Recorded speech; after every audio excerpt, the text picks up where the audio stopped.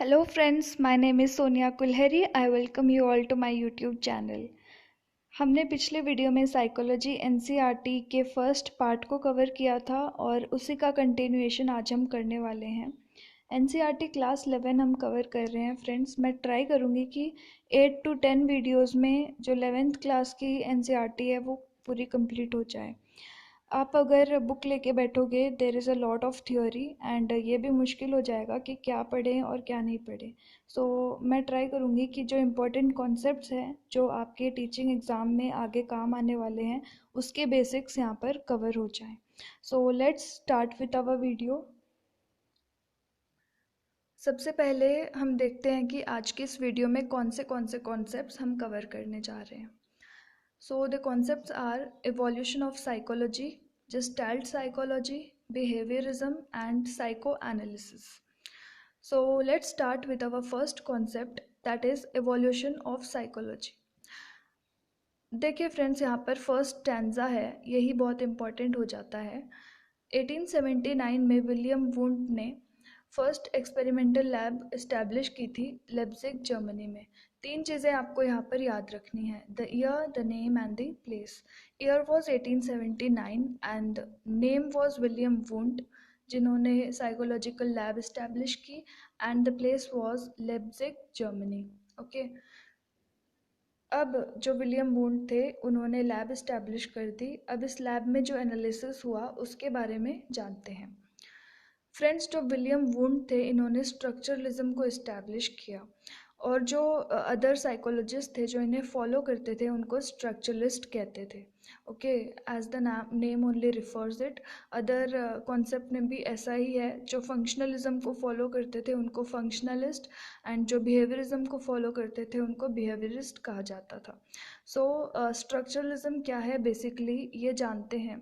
Structure of mind के through introspection जो किया जाता था, ठीक है, यानी कि it was completely subjective in nature.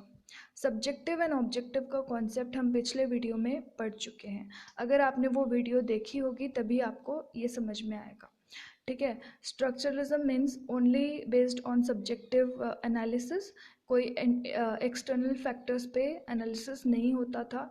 Structure of mind के थ्रू ही इंट्रोस्पेक्शन किया जाता था, ठीक है। अब देखिए दोस्तों, क्योंकि एकदम ये इंटरनली बेस्ड था, सब्जेक्टिवली बेस्ड था, इसीलिए ये थ्योरी ज़्यादा चली नहीं। विलियम वुंड का जो स्ट्रक्चरलिज्म थ्योरी था वो फेल हो गया था, राइट, एंड इस कॉन्सेप्ट को ज़्यादा बढ़ावा नहीं मिला। इसीलिए जो दूसरे साइकोलॉजिस्ट थे जिन्होंने इनका विरोध किया उनको ये थ्योरी नहीं पसंद आई, इसीलिए बहुत सारी अदर थ्योरीज भी इस्टेब्लिश की गई थी, ठीक है। अब हम देखते हैं कि आगे जो दूसरे साइकोलॉजिस्ट हैं उन्होंने क्या क्या थ्योरीज दी इसके विरोध में। Okay, so let's move on to our next slide. अब यहाँ पर हम देखेंगे कि विलियम वुंड का जो स्ट्रक्चरलिज्म था वो फेल हो गया। इसके बाद क्या हुआ एज अ स्टोरी, अगर आप इसको इस सब को याद रखोगे एवोल्यूशन ऑफ साइकोलॉजी को, तो आपको ज़्यादा मेहनत करने की ज़रूरत नहीं पड़ेगी। You don't have to beautify anything, okay, just समझने की कोशिश कीजिए। अगर कोई डाउट है तो आप कमेंट बॉक्स में बता सकते हैं। अब देखिए विलियम जेम्स आए, ठीक है। विलियम वुंड के बाद में विलियम जेम्स ने भी एक साइकोलॉजी लैब इस्टेब्लिश की थी, ठीक है। अब इन्होंने जो कॉन्सेप्ट दिया था वो बिल्कुल विरोध करता था स्ट्रक्चरलिज्म का। इन्होंने फंक्शनलिज्म दिया था। अब इन दोनों में डिफरेंस समझने की कोशिश कीजिए कि जो स्ट्रक्चरलिज्म था वो बेस्ड था स्ट्रक्चर ऑफ माइंड पे, वेयर एज फंक्शनलिज्म था वो फंक्शन ऑफ माइंड पे, यानी हमारा माइंड जो है वो किस तरह फंक्शन करता है, मेंटल प्रोसेसेस कैसे फंक्शन करते हैं, उसके ऊपर फंक्शनलिज्म बेस्ड था। इसके नाम से ही हम इसे डिफाइन कर सकते हैं, ओके। सो देखिए हम अब आगे का जो कॉन्सेप्ट है वो बहुत ही बारीकी से समझेंगे, ठीक है। सब्जेक्टिव एंड ऑब्जेक्टिव दो कॉन्सेप्ट्स है। Structuralism was completely based on subjective matters and functionalism was completely based on objective matters. Suppose आप एक साइकोलॉजिस्ट है और कोई अदर पर्सन आके आपको अपना एक्सपीरियंस बताता है, सो आप उसका एक्सपीरियंस सुनते हैं, but you are not sure, how can you be sure that वो जो पर्सन है वो सब कुछ वैसे ही बता रहा है जैसे जैसे उसके साथ घटित हुआ है. He can add something, he can remove something, he can have another perspective, कुछ और पॉइंट ऑफ व्यू हो सकता है. सो हम सिर्फ एक ही कॉन्सेप्ट पे बेस होके किसी का एनालिसिस नहीं कर सकते हैं. ठीक है, हमें उसके लिए बहुत इंटरनल एंड एक्सटर्नल फैक्टर्स देखने पड़ते हैं. Right. So this was all theory about William Wundt and William James, structuralism and functionalism respectively.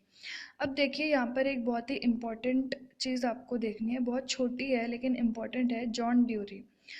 अब आपको क्वेश्चन पूछा जा सकता है कि who supported functionalism, and 1 2 3 4 options हो सकते हैं और उसके अंदर जॉन ड्यूरी होगा, तो John ड्यूरी is your correct answer. Okay, simple line but direct question वाली है. ओके, सो आगे बढ़ते हैं. हमारा ये कॉन्सेप्ट है अगला, जेस्टाल्ट साइकोलॉजी. ये बहुत इंपॉर्टेंट हो जाता है. देखिए दोस्तों, विलियम वुंट का जो स्ट्रक्चरलिज्म था उसका विरोध हुआ था, जिसके विरोध में एक और थ्योरी निकली जिसका नाम था जेस्टाल्ट साइकोलॉजी. ठीक है, अब इस थ्योरी के अंदर बेसिकली होता क्या है, स्ट्रक्चरलिज्म में स्ट्रक्चर ऑफ माइंड पे बेस्ड था सारा कॉन्सेप्ट, लेकिन जेस्टाल्ट थ्योरी में जो कंपोनेंट्स ऑफ माइंड है उनको ना देखते हुए जो हमारा पर्सपेक्टिव है उसके ऊपर ज़्यादा ध्यान दिया गया. जो पर्सपेक्चुअल एक्सपीरियंस है उसके ऊपर बेस्ड होकर ये सारी थ्योरी बनाई गई. राइट. अब देखिए जैसे एक एग्जांपल होता है, एक फंक्शन में या शादी में कहीं आप जाते हैं तो आप बहुत सारी लाइटिंग्स देखते हैं. ठीक है, अब जो फ्लैशिंग बल्ब्स होते हैं उनको सीरीज़ में कनेक्ट कर दिया जाता है, जिसको देखने में हमें ऐसे लगता है कि लाइट का मूवमेंट हो रहा है, लेकिन वहाँ पर लाइट का मूवमेंट ना होकर वो जो सीरीज़ में बल्ब कनेक्टेड हैं उनका जो ऑन ऑफ का टाइमिंग है वो उस तरह से सेट किया गया है कि देखने में वो ऐसे लगे जैसे लाइट का मूवमेंट हो रहा है. तो इसी तरह ये हमारा पॉइंट ऑफ व्यू या परसेप्शन होता है वर्ल्ड को देखने का. ठीक है, अब हम किसी चीज़ को देखते हैं, हो सकता है जो हमारा पॉइंट ऑफ व्यू हो वो दूसरे पर्सन का ना हो या हमारे से दूसरे का डिफ़र करता हो. तो this was all about gestalt psychology. Okay, यानी कि बेसिकली ये जो परसेप्शन है उसको ज़्यादा उसके ऊपर जोर देती है. ओके, सो फ्रेंड्स, बिहेवियरिज्म के बारे में आप जान लीजिए. Behaviourism was given by John Watson. Very important concept. 1910 के राउंड ये कॉन्सेप्ट दिया गया था और जॉन वॉटसन बिहेवियरिज्म के जनक कहलाते हैं. और जो दूसरे साइकोलॉजिस्ट हैं जैसे इवान पावलोव हो गए, स्किनर हो गए, ये इन सबको बिहेवियरिस्ट कहा जाता है. राइट.